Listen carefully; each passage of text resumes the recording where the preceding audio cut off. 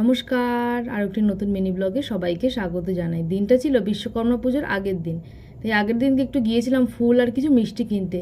যে মালাগুলো আমি 10 টাকা 15 টাকা করে কিনি সেইগুলো এখন দাম বলছে 25 টাকা। তো যাই হোক, যেহেতু লাগবে তাই নিয়ে তাড়াতাড়ি করে গেলাম একটুখানি কসমেটিক্সের দোকানে। মায়ের জন্য একটা নেল পলিশ কেনার ছিল, তাই পছন্দ করে একটা নেল পলিশ নিয়ে নিলাম।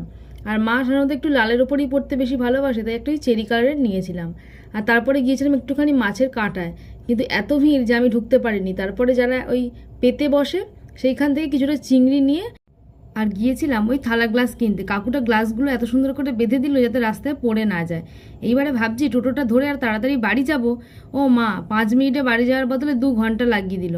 কারণ সমস্ত টোটো ড্রাইভার কাকুরা তারা সবাই মিলে গিয়েছে তাদের বিশ্বকর্মা ঠাকুরকে আনতে, তাই সমস্ত টোটোই প্রায় বসেছিল। সমস্ত লোক এদিক ওদিক করছিল, সবাই রেগেও যাচ্ছিল, কিন্তু কি আর করা যাবে। অবশেষে বিশ্বকর্মা এলো আর আমাদের টোটোটাও ছাড়লো। তো চলো